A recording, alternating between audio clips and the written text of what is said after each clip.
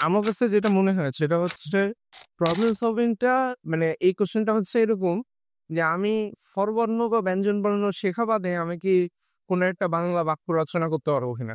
Problem সলভিংটা শিখতে পারলে অবশ্যই ভালো। যেমন তুমি দেখবা যে অনেক বিদেশী বাংলাদেশে থাকে যারা বাংলায় কথা বলতে পারে।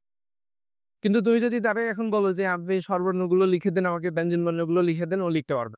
কিন্তু সে কিন্তু বাংলায় কথা বলতে পারে। তো অনেকেই ওয়েব ডেভেলপার হয়ে যায় বা হয়তোবা সে অ্যাপ ডেভেলপার হয়ে গেছে বা জিনিসপত্র বানাইতে পারে। কিন্তু তার কম্পিউটার সায়েন্সের ফান্ডামেন্টাল যেগুলা ডেটা স্ট্রাকচার বা অ্যালগরিদম সেটা নলেজটা তার কাছে নাই। এখন যেই পারসনটা ওই যে ধরো যেই বিদেশি ভদ্রলোক বাংলায় কথা বলতে পারে, তারা যদি এখন তুমি বলো যে রবীন্দ্রনাথের মধ্যে একটা সাহিত্য রচনা করে দেন, সে কিন্তু পারবে না। কারণ তার ভিতরে ওই চিন্তা ভাবনা ক্রিয়েটিভিটিটা তৈরি হয় নাই বা তৈরি হইতে হইলেও অনেক বছর ধরে তারা সাধনা করতে হবে। ১০-১৫ বছর মিনিমাম সাধনা করতে হবে। কিন্তু যেই পার্সনটা হয়তোবা স্বরবর্ণ ব্যঞ্জনবর্ণ বুঝে, বাংলা ব্যাকরণ বুঝে, তারা যদি বলো যে একটা সাহিত্য রচনা করে দেন, there is a higher chance যে সে হয়তোবা কিছু না কিছু একটা লিখতে পারবে। এখন সেটা ভালো হবে না খারাপ হবে সেটা পরের বিষয়। বাট কিছু না কিছু সে হয়তোবা লিখতে পারবে। সো প্রোগ্রামিংটা বা প্রবলেম সলভিং শিখতে পারাটা বা ওইটা এটলিস্ট রিজনেবল স্টেট পর্যন্ত, যেমন তুমি খুব সহজভাবে তুমি ChatGPT কাছে যে বলতে পারো যে আমি সাইবার সিকিউরিটি ইঞ্জিনিয়ার হইতে চাই। সো আমার কি ধরনের প্রবলেম সলভ করা উচিত? বা আমি লিড কোডের ভিতরে কি ধরনের প্রবলেম সলভ করবো বা হ্যাকারের কি ধরনের প্রবলেম সলভ করবো? ও তোমাকে ডিরেক্টলি লিস্ট দিয়ে দিবে। যে এই টাইপের প্রবলেমগুলো তুমি সলভ করো। সেগুলো তুমি তোমার মতো করে সলভ করতে থাকবা। তখন তোমার জন্য ভালো। এখন সাইবার সিকিউরিটির বিষয়টা অনেকটা এরকম যে ধরো একটা বাসায় কতগুলা এন্ট্রি গেট আছে, এক্সিট গেট আছে, সেটা না জেনে তুমি বাসায় ধরো দারোয়ানের চাকরি নিয়ে ফেলছো। সো সাইবার সিকিউরিটি আসলে কি? সিকিউরিটি গার্ডের মতো একটা জিনিস। তো আপনার একটা সফটওয়্যার বা একটা অ্যাপ্লিকেশন আছে, সেটা মেক সিওর করবে যে এটা সিকিউরিটিটা ঠিকঠাক মতো আছে কিনা বা কোনো ধরনের অ্যাটাক বা ম্যালওয়্যার বা ভাইরাস বা এই টাইপের জিনিসপত্র যাতে এটাকে করতে না পারে।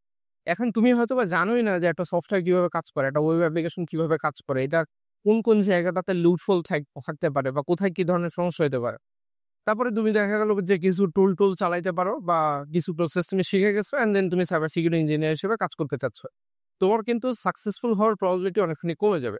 রেদার আমি যদি তোমার জায়গায় থাকতাম, আমি হয়তোবা যেটা চিন্তা করতাম যে মিনিমাম ৬ মাসের মতো সময় আমি প্রবলেম সলভিং এর পিছনে টাইম স্পেন্ড করতাম।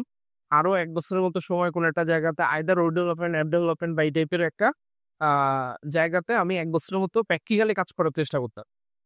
প্র্যাকটিক্যালি কাজ করার পরে আমি বোঝার চেষ্টা করতাম যে পুরো ডেভেলপমেন্ট ইকোসিস্টেমটা কেমনে কাজ করে। একটা এপিআই তে কি ধরনের এন্ড পয়েন্ট তৈরি হয় বা এপিআই তে যখন আমি কোনো ধরনের একটা ডেটা রিকোয়েস্ট করি সেখানে অথেন্টিকেশন, অথরাইজেশন কিভাবে কাজ করে বা এপিআই সিকিউরিটি সিস্টেম কিভাবে ম্যানেজ হয়, সবকিছু আমি নিজে হ্যান্ডস অন। যদিও পুরো জিনিসটা তো একবারে দেখা সম্ভব না। কিন্তু আমি এটলিস্ট একটা ধারণা রাখলাম, বেসিক ধারণা রাখলাম। অ্যান্ড দেন আমি তারপরে চিন্তা করলাম আচ্ছা ঠিক আছে আমি সাইবার সিকিউরিটিতে যাবো। কারণ একদম ফ্রেশার সাইবার সিকিউরিটি ইঞ্জিনিয়ার কোম্পানিগুলো একটু কম হায়ার করে।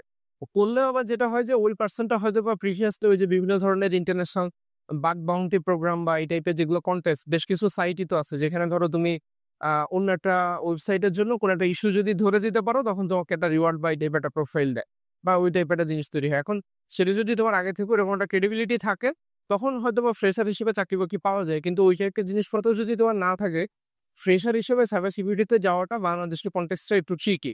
আর ইন্টারন্যাশনালি যাওয়া মানে পসিবল ইম্পসিবল আসলে কোনো কিছুই না। কিন্তু বিষয়টা হচ্ছে ওই যে তোমাকে যেকোনো একটা জায়গাতে একটা ইকোসিস্টেম সম্পর্কে ধারণা থাকলে সাকসেসফুল হওয়ার প্রবাবিলিটিটা অনেকখানি বাড়ে। আর এআই এর কারণে মানে এআই তো আসলে সবগুলা জায়গার ভিতরে ইমপ্যাক্ট আছে। তোমাকে যেটা করতে হবে যে এআই কে ইউটিলাইজ করে কিভাবে তুমি তোমার কাজের এফিসিয়েন্সি বাড়াইতে পারো, সেটা যদি তুমি চিন্তা করতে পারো তাইলে বেটার। এখন এআই এর কারণে কিন্তু তুমি ধরো ChatGPT কাছে যে জিজ্ঞাসা করতে পারো যে আমি যেকোনো একটা সাইটে কেমনে অ্যাটাক করতে পারি। আবার তুমি তাকে জিজ্ঞাসা করতে পারো যে এই সাইটে অ্যাটাক হইলে আমি সেটাকে কিভাবে বাঁচাইতে পারি।